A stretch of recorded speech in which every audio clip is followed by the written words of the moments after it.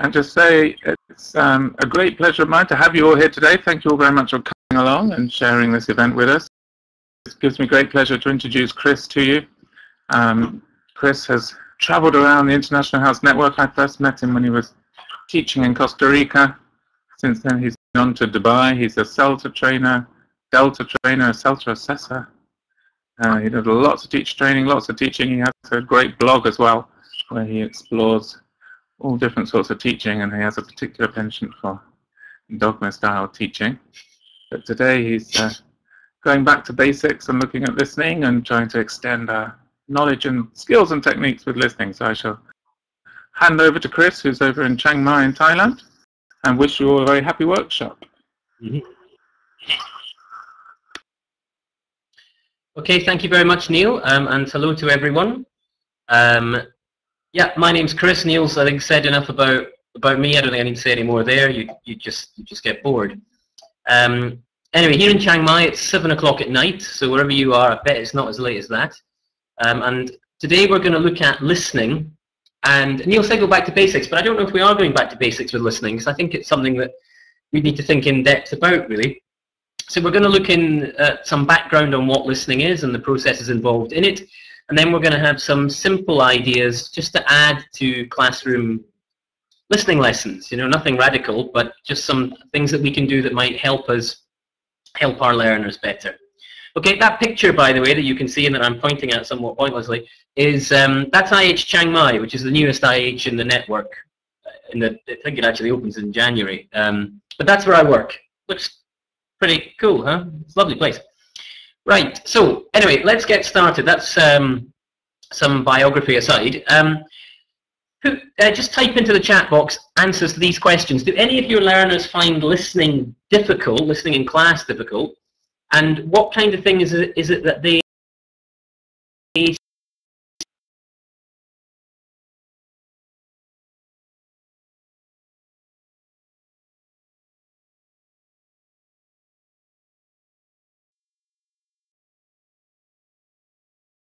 there?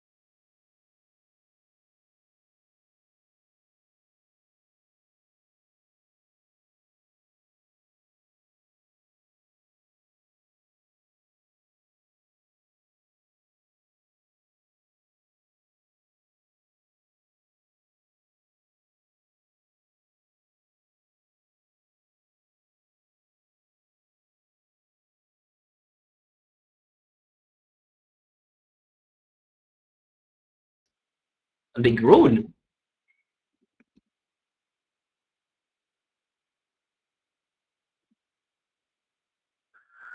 Interesting, it's the most difficult skill, Neil. I read somewhere, I can't remember where, I think last year, that in IELTS it's the reading paper that's the most, that gets the lowest marks worldwide. Not that that means it's not the most difficult skill. Listening is just a small factoid for you to take into your morning. That could just be the reading tests are more difficult than the listening tests. Well, exactly, yeah. Okay, anyway, so it looks as if they have serious difficulties now, and they don't understand native accents. Right, okay, right, so there's a lot going on. Right, what we're going to do is we're going to watch a little video to start us off, thinking about what's going on when we listen and potential problems that learners may have. Right, so these questions here are what you need to think about when you watch the video. So first of all, the relationship between the people in the video, what is it? Is the conversation the two people are having a happy one or a difficult one? And what do you think the relationship between the people in the video, Neil? And what do you think the conversation is going to be about? Oh, sorry, you're just repeating the question. Sorry, ignore me. And Neil, whenever you're ready, if you could play that el video, por favor.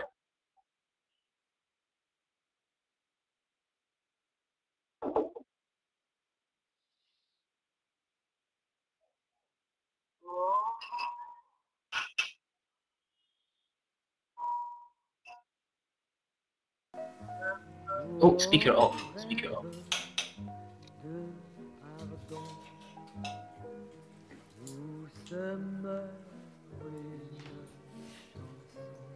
It's alright to walk around the watch today. Oh? Yeah.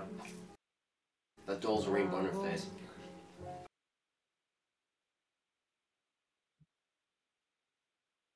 Can't believe that Maury album, John. Did you stop by the one black call? Yeah, I come by the next ring.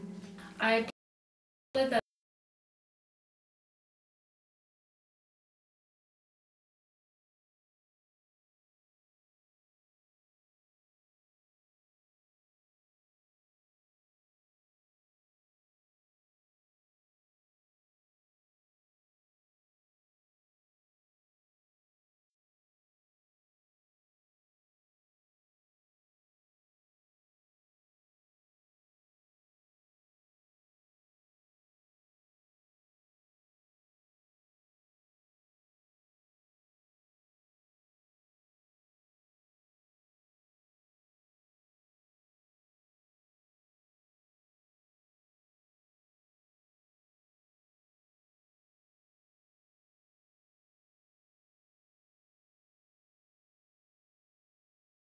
Rain.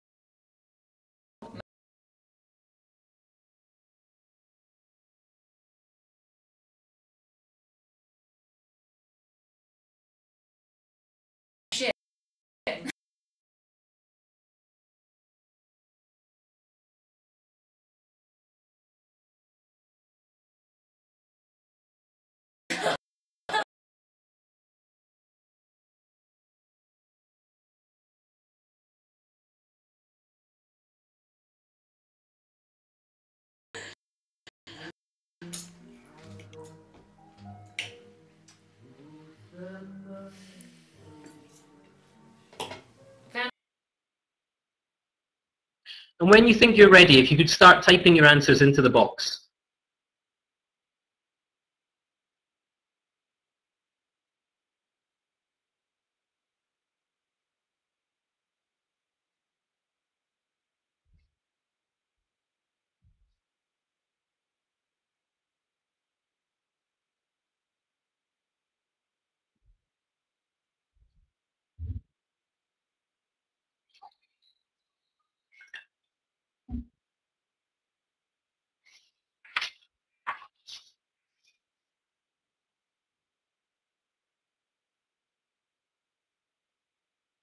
And if you can just kill it there, Neil. Thank you very much.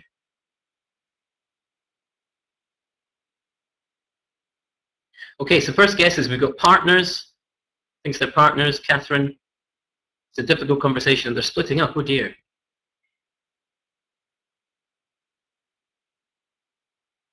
Oh, no, a husband and wife, a couple. Could be family. They're difficult conversations most of the time.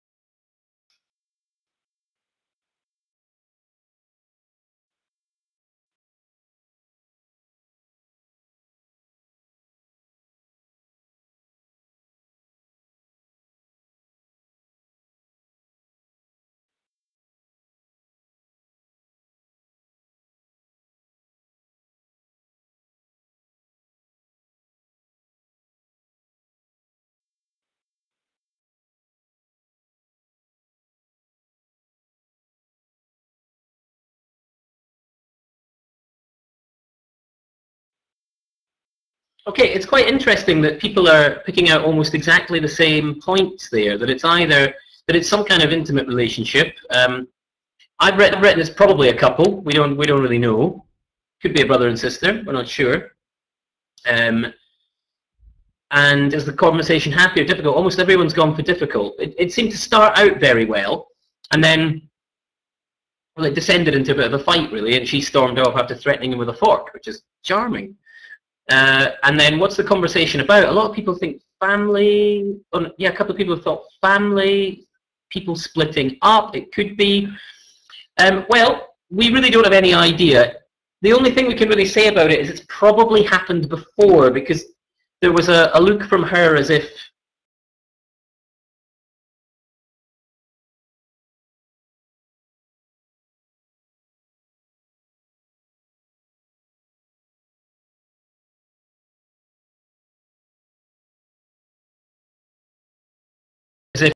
what you're bringing this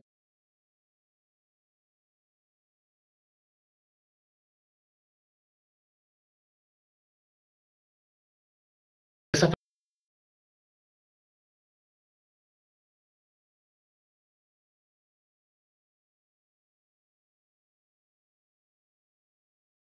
He had a look like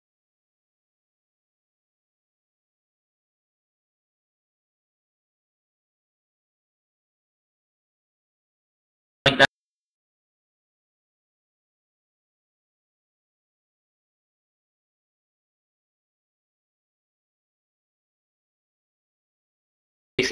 As well, and so it could be family.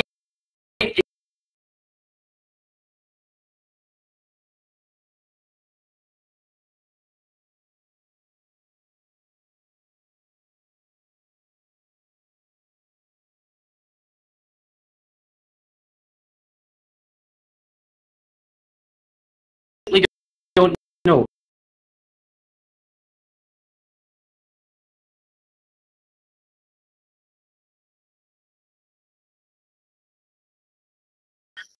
Now,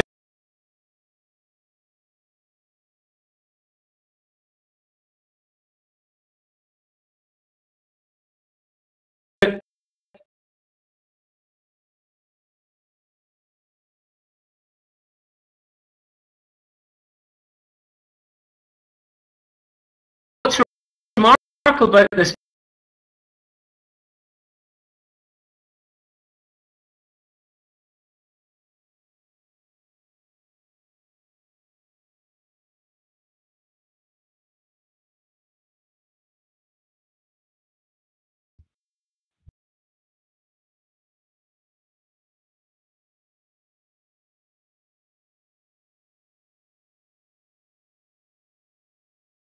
it's not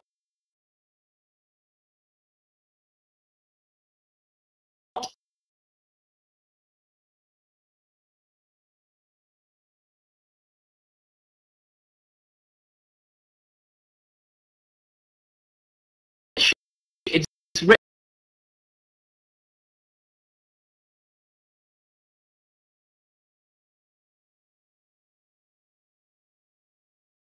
as if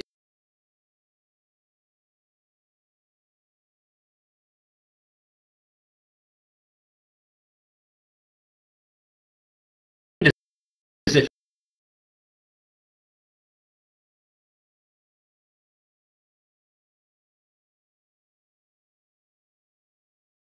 it is English, but it isn't actually in English.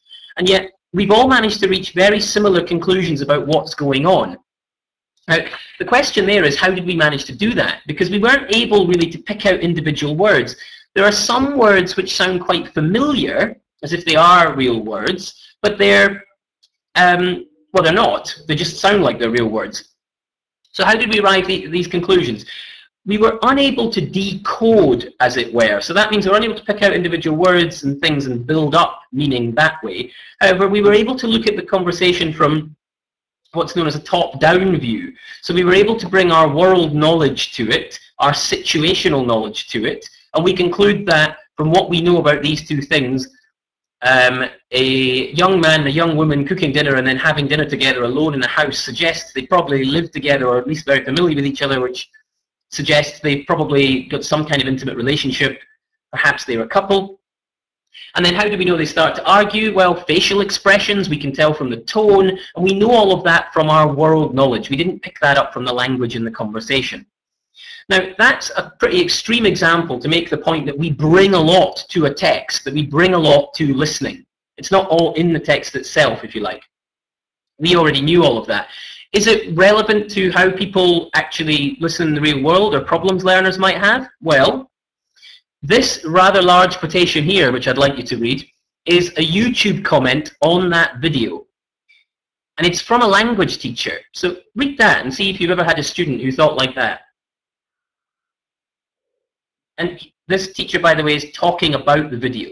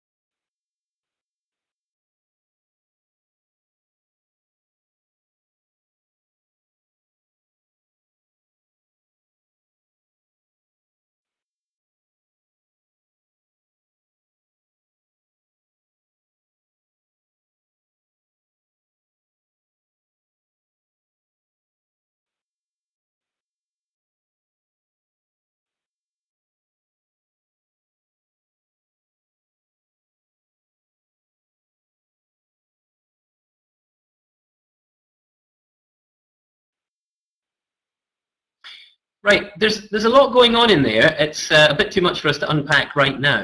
However, we've got someone whose English is clearly very proficient. I mean, that's written really, really well. That's someone that speaks English, right? And this and is going to teach it. And this person just can't understand a lot of the time when they're listening to English. They can understand the teachers perfectly, but not native speakers. How many times have you heard that in your career? It doesn't need to be native speakers. What he means is he can understand his teachers perfectly, but not proficient speakers. Now, that's because his teachers are grading their language, one would assume. Whereas when he's out in the street or watching television or a film or something like that, the radio, there's no language grading going on. He gets a bit lost. I mean, we should wish him luck with his fishing if he ever takes it up. Because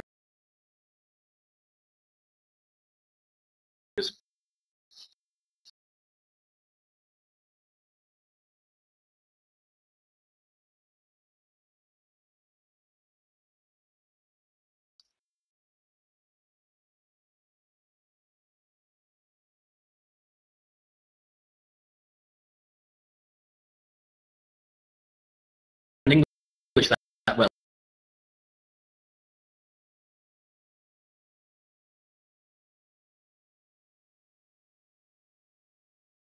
I think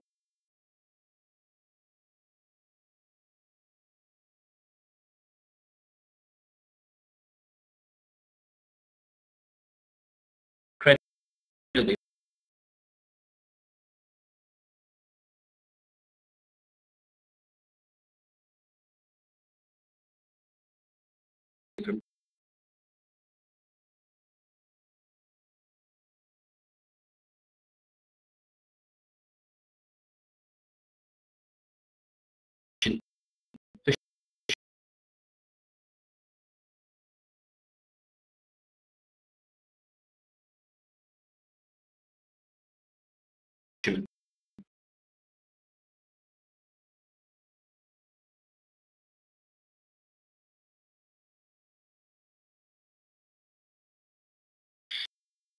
Right.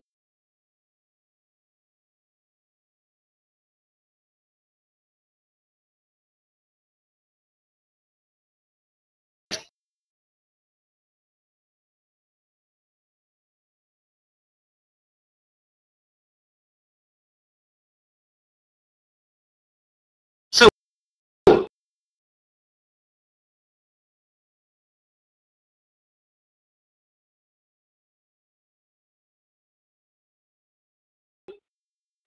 what this is telling us is we've got a lot of world knowledge, a lot of situational knowledge we bring to a text, but it's not enough.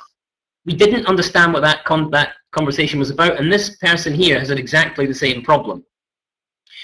Right, another example of filling in from context. This is a bit of a puzzle for you, so be ready to type into the chat box. This is something that happened to me 6 weeks ago, maybe 2 months ago, I'm not really sure.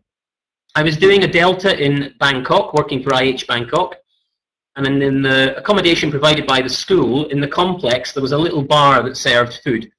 Now, often when I finished work, I went to this bar and had my dinner, and this is where this conversation took place. Notice there are some chips and a fish cake. The fish cake, I have to admit, is an irrelevance, but I do like them. Anyway, so I'm sitting in the bar one night playing on my phone, and I ask for a menu. And over comes the waiter, who doesn't speak English. I mean, he really has nothing. He's got less English than I have Thai. That is a remarkable achievement. How you can have less English than I have Thai, I really don't know. Now, he came over, he gave me the menu. I looked at the menu and I said French fry. I didn't say French fries because on the menu it said French fry. So I just repeated what it said on the menu. After having, so I say French fry to him and go to hand him the menu, and he looks at me and he says the following: 8, 7, 6, 5, 4, 3, 2, 1. Done. Right, why did he say that? Why do you think he said that? Start typing into the chat box while I tell you the next part. Right, so I looked at him and thought, okay, and I sort of smiled and tried not to laugh because the situation was somewhat strange. And I said, yes, thank you, but French fry? And he looked at me very earnestly again.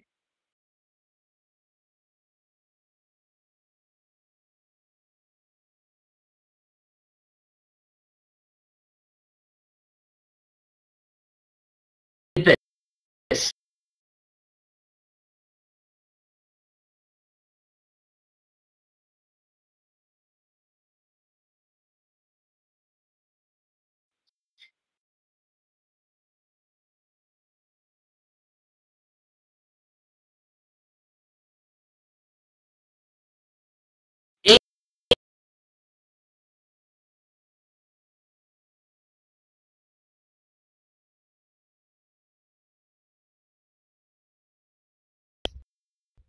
7, 6, 5, 4, 3, 2, 1, done. At which point I actually did laugh because I just found the situation so surreal. And again, I thanked him, cock and cap, and off he went. He went away, very happy with himself. And I sat there in utter bemusement. And I did eventually get my French fries, by the way, because the waitress came across and she actually spoke some English. And when I ordered my French fry from her, I got my plate of chips. So it was it wasn't a healthy dinner, but I did get some. Anyway, so 15 minutes later, I was reading my Kindle, I think, and I thought, I can't concentrate on this. I'm going to text my girlfriend now and tell her what happened here. So I got my phone out and I started to text and to explain the situation. Oh, by the way, you've all had some really good guesses there. The number of chips or how much. I don't know why. Well, I do know why the countdown, but I didn't at the time. If French fry had meant countdown in time, actually, I would have been the happiest person ever to have discovered that. Sadly, I don't think it does. Anyway, so I started texting my girlfriend, and I said, "You're not going to believe what happened. I ordered some chips, and the guy went 8, 7, 6, 5, 4, 3, 2, 1, and then he said din done, whatever that is, and I'm assuming it's some." I'm assuming it's something in Thai that I don't fully understand, yeah? And then, like that, it dawned on me what had happened. And it's to do with filling in the situation. I was sitting at a table with my phone, and I asked somebody, a Thai for French fries. What he heard from what I said was, I. And he filled in from his knowledge of the situation and previous situations there that someone who had a phone in their hand in that bar would be interested in something that was which sounds a lot like, when you actually think about it, Wi-Fi. So I thought, he's given me the Wi-Fi password. So I went into the Wi-Fi settings on my phone, and there was a network called Drink Drunk. Now, if you're Thai and you don't speak English, you would pronounce drink drunk as din dun, because you would remove any final consonants. The k sound is gone, and you would remove any consonant clusters, the dr and the dr on both words, and you would end up with din dun. So he filled in that I wanted the Wi-Fi, and he did that based on an inability to decode what I'd said. He had no idea I was talking about food, despite the fact I had a menu, and he had no idea I was talking about French fries. And sure as fate, when I put 8765431 into the Drink Drunk network, bingo, I got the bar's Wi-Fi. So a failure to decode here, as in a failure to understand what I said, the words I said, he filled in from background, and he got that. No, I know, Janine. I don't understand. It's one of those things. And that's where he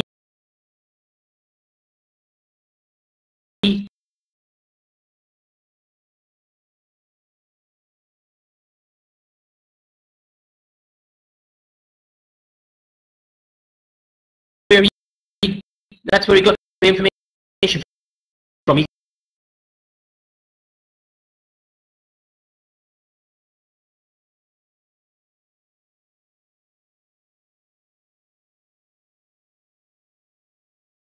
Context.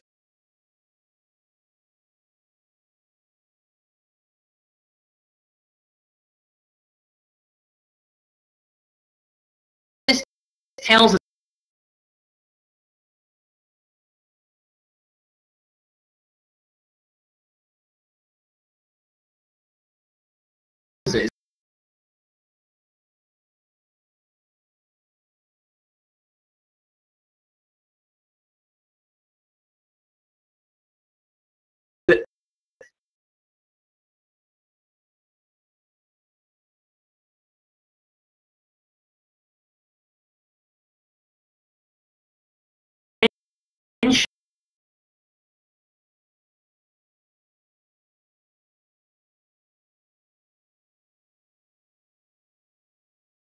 in terms of top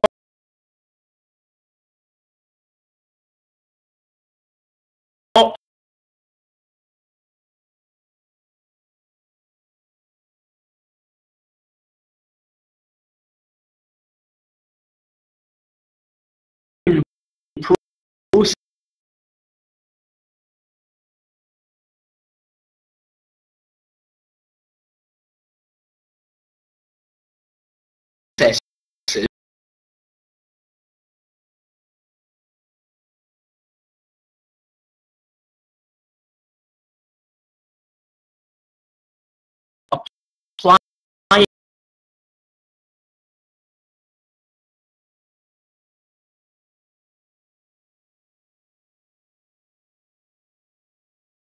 existing world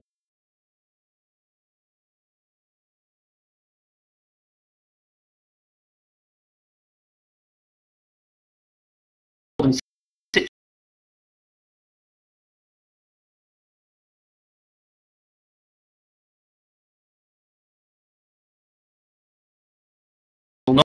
knowledge to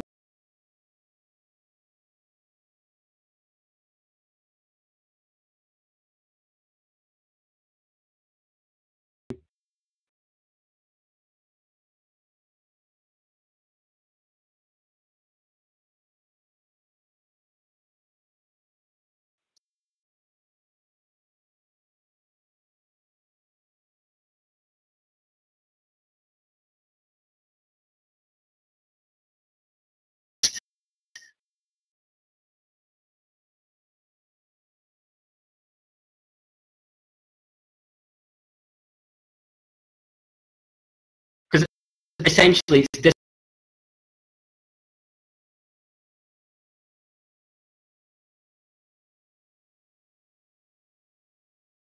discourse.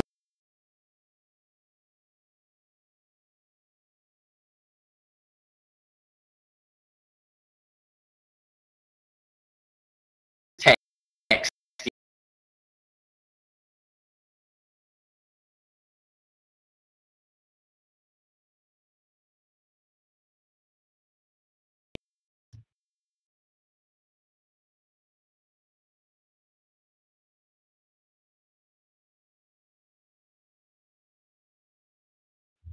It's not enough to give us meaning. All right, it's a part of it and it can help us, but it's not enough. We still have to be able to decode what's going on, particularly in listening. Right, so how do we understand when we listen then? We're thinking about that, okay? Here's some, honestly, I mean, it's beautiful. It'll blow you away, these graphics. We have two things. We have context and we have co-text, and that they go together in the work of John Field, who I seriously recommend everybody reads. They are parts of top-down processing, top-down processes applied. For Field, context is situation and world knowledge schema that we already know. You will have heard that term, activate schemata. And co-text is the text so far. What he means by that is, say, using what's coming or what's been before in the text to help interpret later on meaning, okay? So in this sense, with this guy, he has, when I repeated French fry, based on his knowledge of the situation and the conversation so far, it's just reinforced for him that I wanted the Wi-Fi, which sadly I didn't. Right, so that's top-down processing. That's the thing we've just been talking about. We also have bottom-up processing or decoding, missing a bracket, annoyingly. Decoding is, as I said before, picking out individual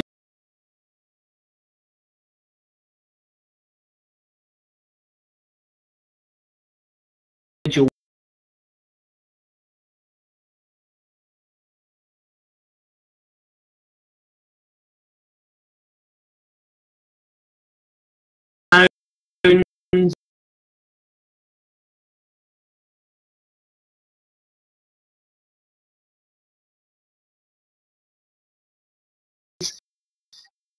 understanding where words,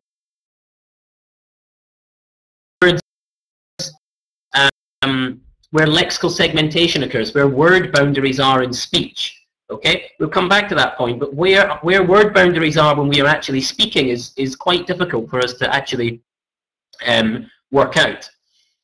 Those two things go together. Now, it's not to say that we can isolate top-down things and bottom-up things and say we listened in this way or we listened in that way. We can't do that. They interact constantly. There's a constant movement like that as they interact, as we try and work out what the meaning is. And it's from that interaction that we interpret meaning. You know, there's no meaning inherent in any one text. We have to work it out ourselves, you know. Right, so that's the processes that work when we listen. And what we had with the two examples that we've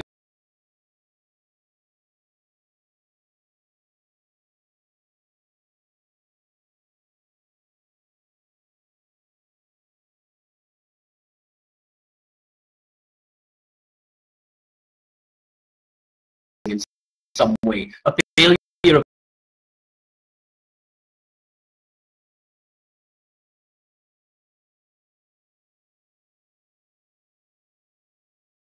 to decode.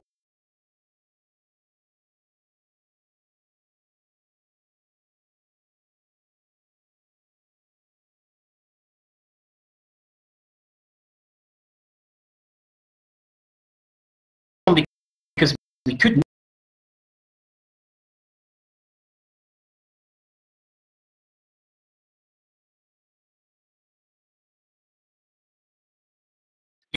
Because it wasn't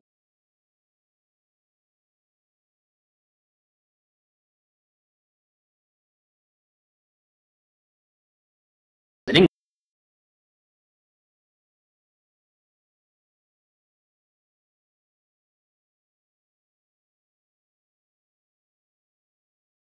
And the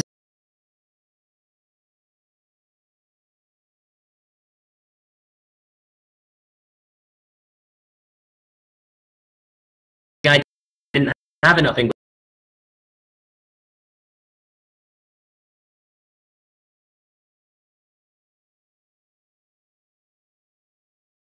to understand.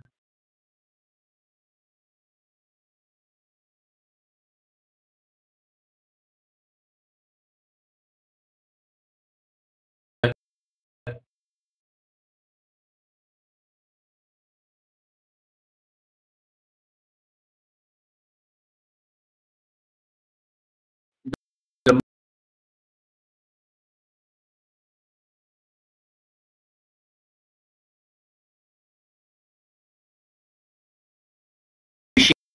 I mean,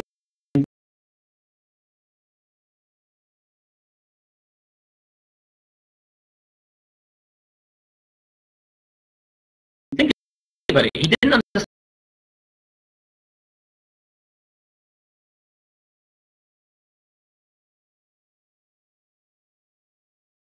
a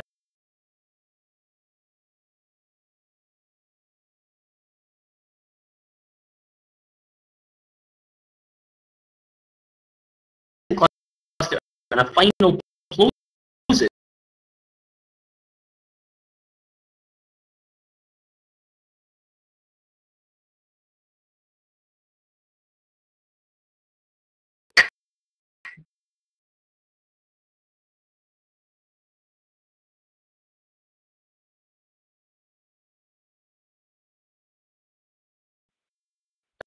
That's what he didn't get.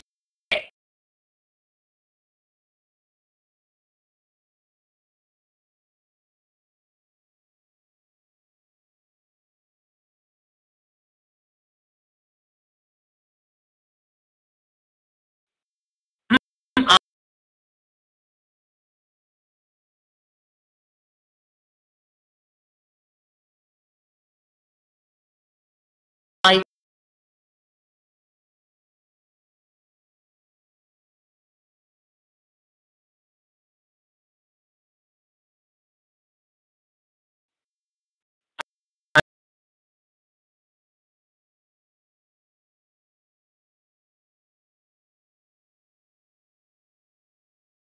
and then he's put his top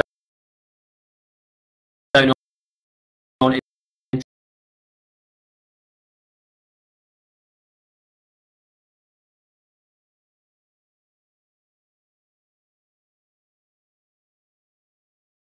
quite um,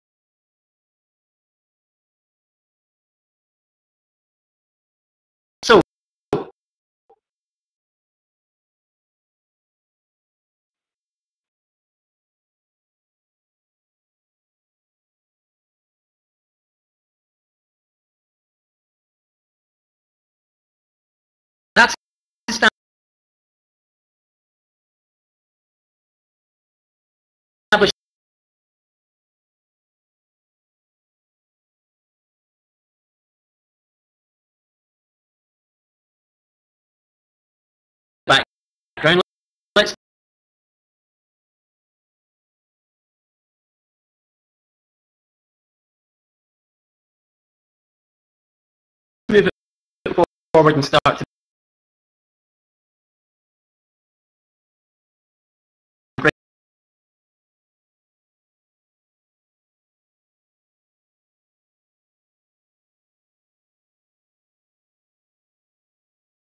towards uh,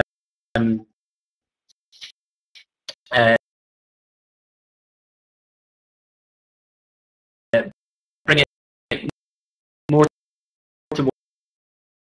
towards how we treat these things in class. So, reading and listening, are they receptive or passive skills? Type something into the box.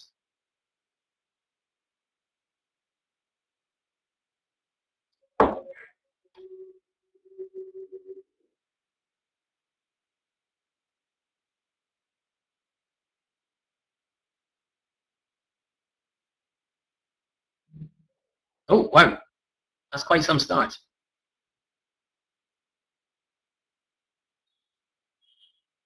Okay, so we're coming down on the side of both active participants, so they are receptive. Okay, yes, right. So basically, it depends. It depends on your own point of view in this. But the literature has had a change in the last sort of 20 years, 30 years, I think, probably since. Yeah. Anyway, so initially, or not initially, but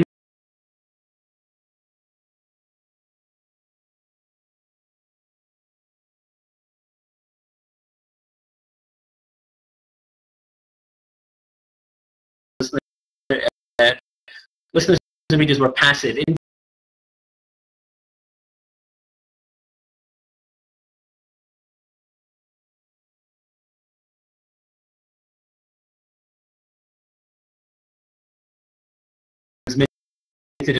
It was being received, and it went into the brain, and that was it. Information as some kind of entity which entered you. Okay.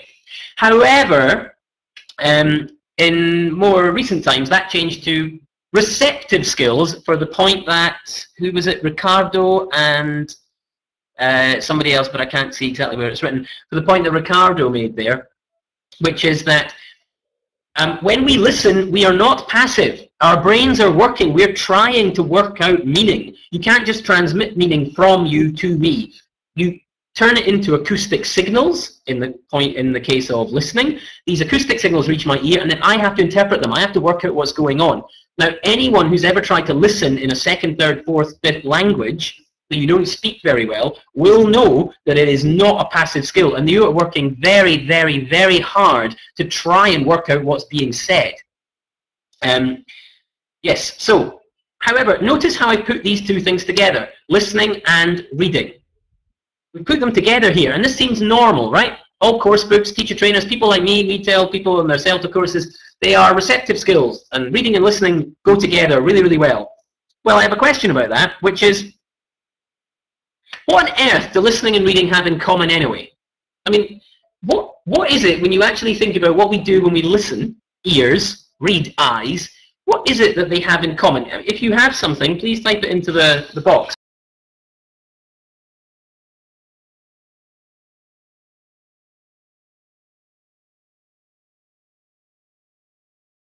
I think this is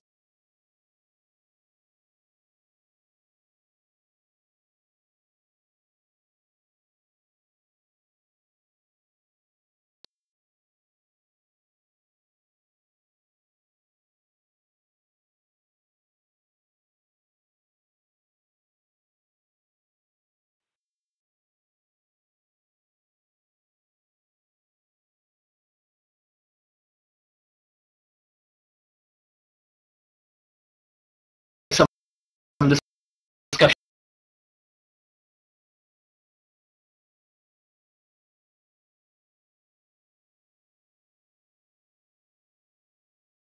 there.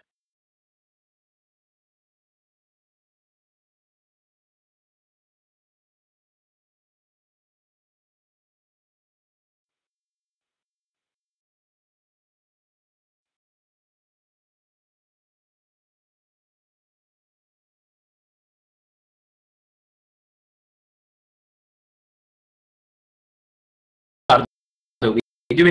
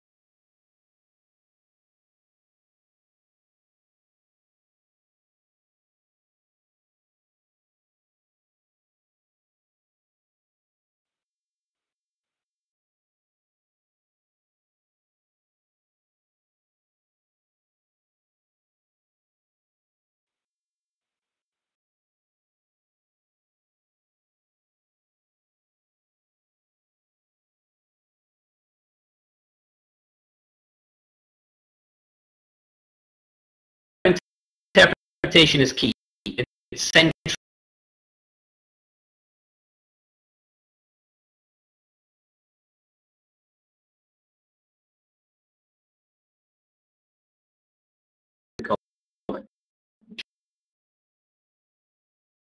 Can't escape that. How our brains process language, and well, let's move that into Neil's point about decoding. They both involve some kind of decoding, and they both involve some kind of interpretation. Now, while the interpretation is going to be probably around about the same, although there will, I would argue, be differences, the decoding is completely different because of the nature of the input, if you like. Yeah, oh, I like the idea of the language processing chip. I should get one of them for my ailing Spanish. Okay, so here are some points about listening that make them very different from reading. So basically, I'm just going to argue here that they're so different that we probably shouldn't treat them exactly the same in class, although we can follow certain procedures which are similar for the actual treatment of the subject in itself, or the actual texts. That's a very good point, Neil, about pronunciation and reading. And what's it called? That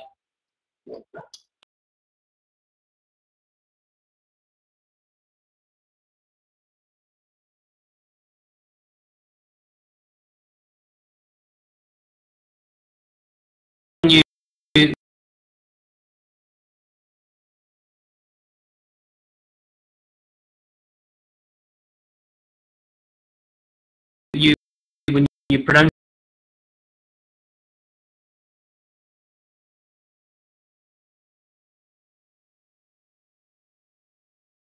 things,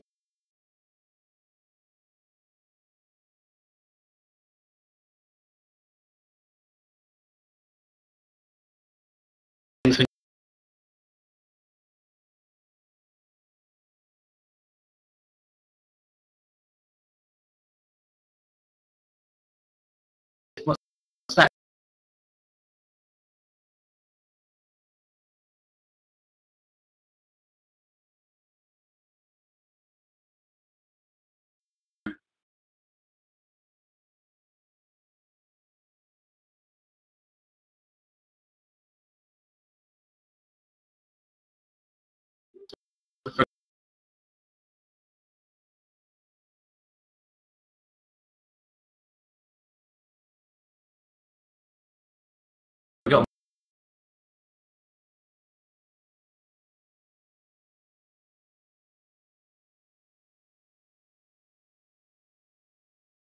Anyway,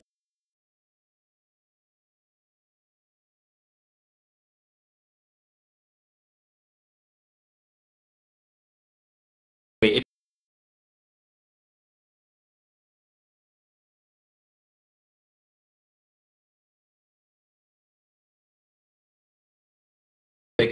you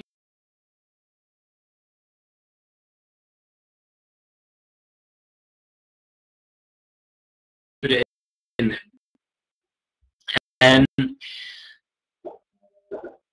Yeah, like the inner voice, but there's a, oh, never mind, it will come back to me. Anyway, so these are some points that make listening different to reading, okay? So first, speech disappears immediately. If you are reading text like that stuff on the screen now, you can refer back to it at any point while it's still on the text, on the screen, right? But what I'm saying right now, I say and it's gone and you can't get it back. You don't know what I just said. If I said to you, what was the 8th word I said 5 minutes ago, you have no idea. But I could ask you what the 7th word on that screen is. You would know. So speech disappears immediately, which makes listening, yes, which makes listening quite, apologies everyone, they're setting off fireworks for the king's birthday here in Thailand. That's that noise over there. Which makes listening much more difficult in that sense, in terms of the input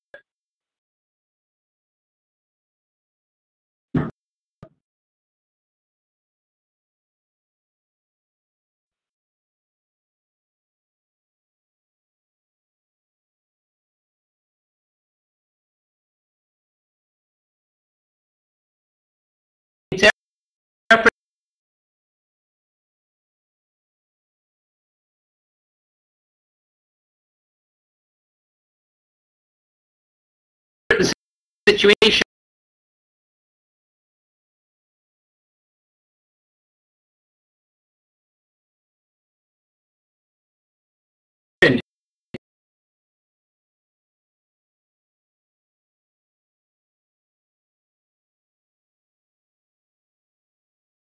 in listening, if we are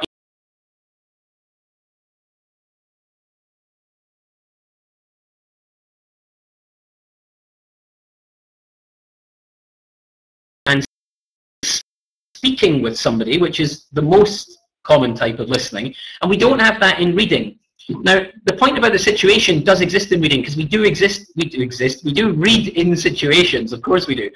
But in interaction with another person while you are speaking, the situation, I think, I would argue, is going to be far more important in your interpretation thereof, because the text, after all, is static. It won't update itself, as it were, based on what's been said. It's not going to suddenly change and rearrange what it just said, whereas a speaker might, particularly because in speaking,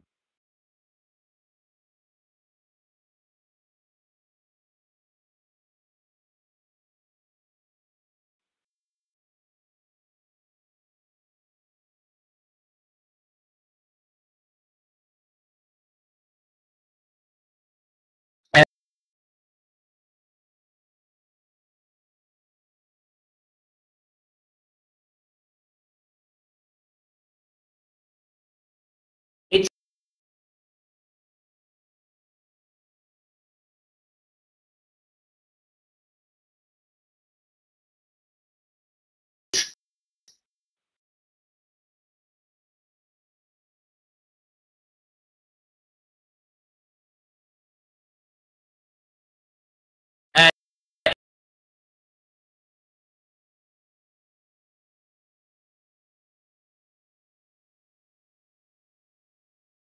in, in normal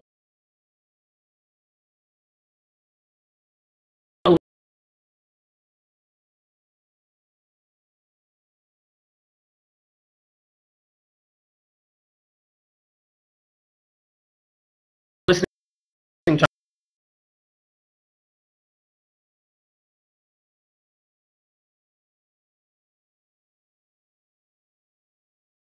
transactions where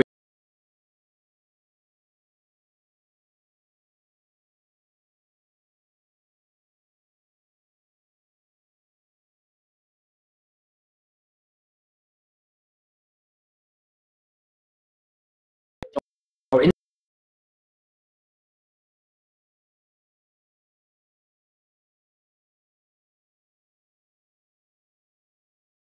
interactions, I should say,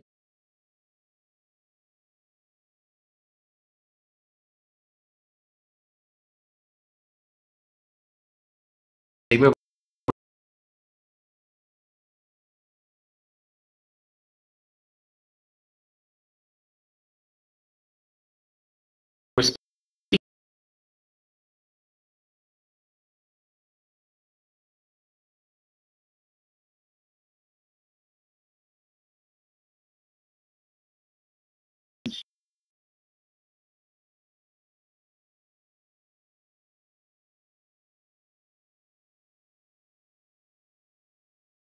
it's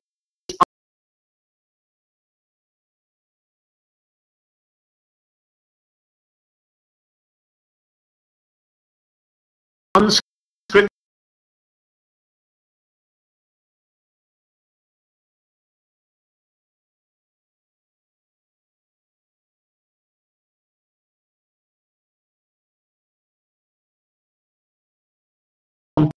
spontaneous.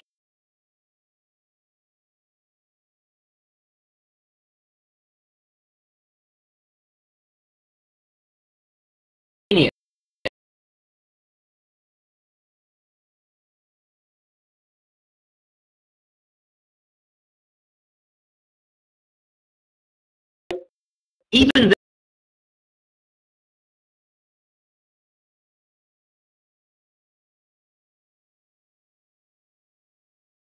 this talk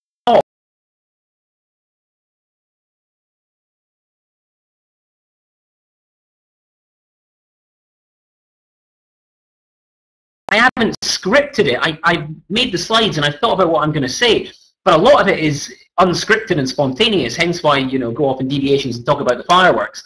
If I'd written a script, the fireworks would never have been there. Anyway, so that's different to writing, or reading rather, because we tend to read, well, we do read writing, but it tends to be text produced for a purpose. So someone's thought about it. Now, a point that could be made to dispute that would be things that you're typing in the text box here are not planned in advance. They do have an element of unscripted spontaneousness about them, but that's because it's even called chat. That's just because it's more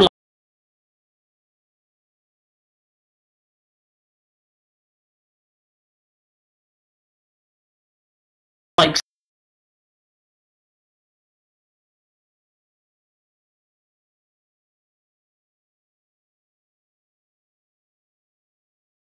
speaking written down. I suppose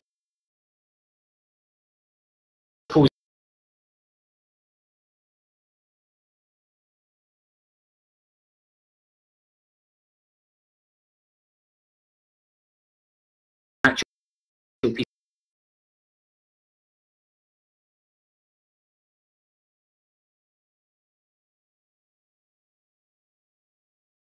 of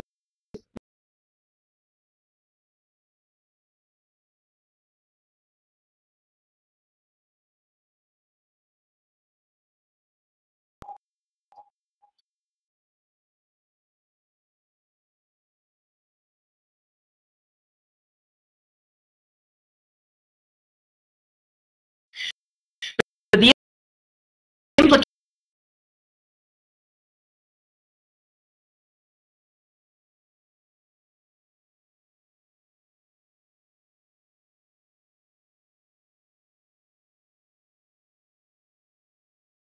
of this unscripted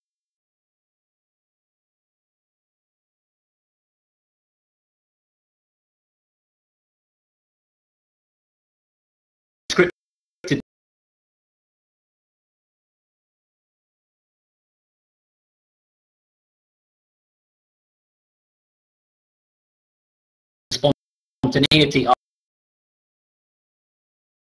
are, there's lots of things like fillers where we go pauses where there's gaps, diversions where we say, oh, did you see that film about the fish cake? It was amazing. Anyway, sorry, I'll tell you about that later. Let's get back to listening. Like where I go off on one somewhere. Interaction where we have to interact with another person and respond to them. Okay, cooperation, there's a principle involved there where we're trying to understand each other. False starts, when I start like, you know, when I start and then change. Okay, yeah, when I start and then change what I'm going to say, that's a false start. Breakdowns in the conversation where we have to repair it. There's lots of spoken discourse markers, things like, actually, I was thinking about going to the bank, when actually doesn't really mean anything. I mean, in that sentence, it really doesn't. And things, other spoken discourse markers, simpler ones in informal speech, such as, like, I was thinking like, but if you, yeah, like, if we say like a lot, that's a kind of spoken discourse marker. And imprecise language, where we say things like, see where I'm doing it as I speak to you. We say things like, we say things like, yeah, I'm sort of thinking about going out tonight, and yeah, I was sort of thinking about meeting up with people. Sorta? Why? You either were or you weren't. And this means there's a lack of grammatical sentences. That isn't to say speaking is ungrammatical. It's not. But spoken discourse and written discourse are very, very different in the way they treat sentence-level grammar. Because of the way speaking comes out, I'm not speaking in sentences. If a sentence appears a complete sentence, you know, like a clause with a subordinate, starts with a capital letter, ends with a full stop sort of thing, there's a verb, there might be a subject-predicate thing going on there. If that appears when I'm speaking, it's almost by accident.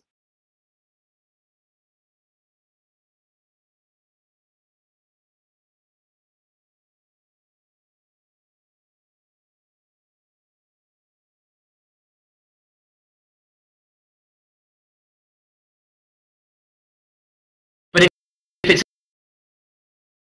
in writing,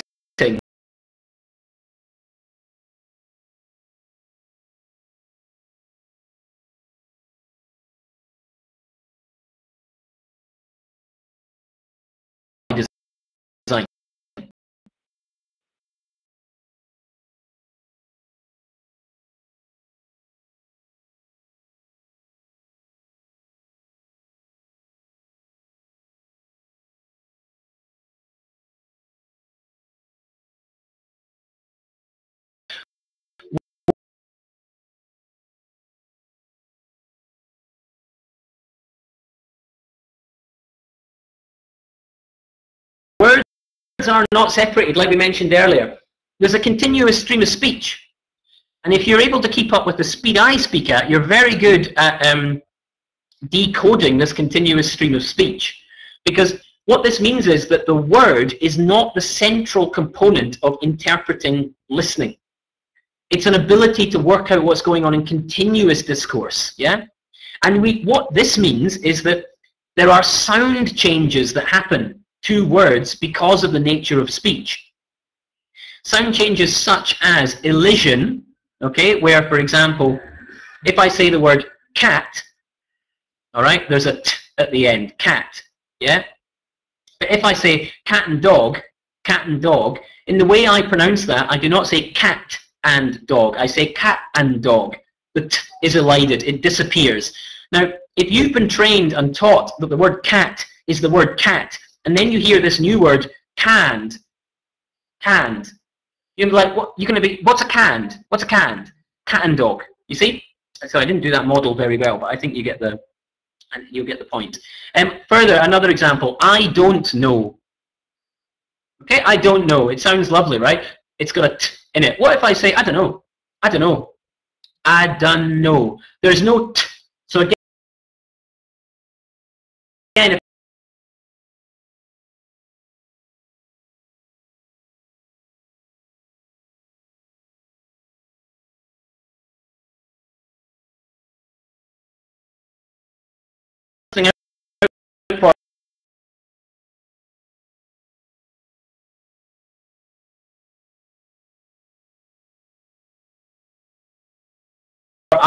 I don't know, and there being a boundary between the words, well, there just ain't one.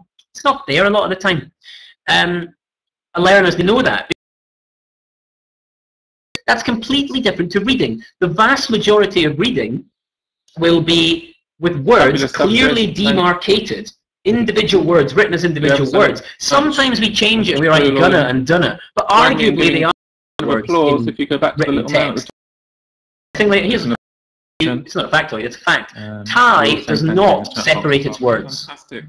So when you read Thai, it's just a continuous sentence. For you all. There's no separation between the individual words. Look at all those hands clapping for you, Chris. Well, you might be right, Catherine. You mean the end of Joyce, where in Ulysses, where it became that monologue? Lots of brilliant ideas. We'll be looking forward to okay, yeah, good point. from you all. Right, there's also assimilation, which is when, for example, if I say them with your colleagues around the network. Set, fifth set. When I say that really quickly, I might say fifth set. I might even go as far as to say has any quick questions for Chris? That's an assimilation. You don't do that in that particular example. You don't have to. Here's another one. Brown bear. Thanks for staying a few minutes. Bear. It ends in a right? But because of the following bilabial plosive, the b, I might pronounce brown bear as brown bear. And I actually say brown bear. So the mutates into an in natural connected speech. Okay? That's something learners might need to know. These are quite isolated examples I'm giving you. I mean, this type of thing happens over stretches of text. You know, like misheard, what they call mondegreens. Mondegreens is a great term for misheard song lines, where somebody hears a line of a song completely differently to how it is. But it still makes grammatical sense. That's in misinterpretation of text, not at the word, but actually at the whole clausal level often. Yeah? I'm sure you've all got great examples, and you can Google them of funny misheard song lyrics that people have had. And if you go to Mark Hancock's website, Mark Hancock and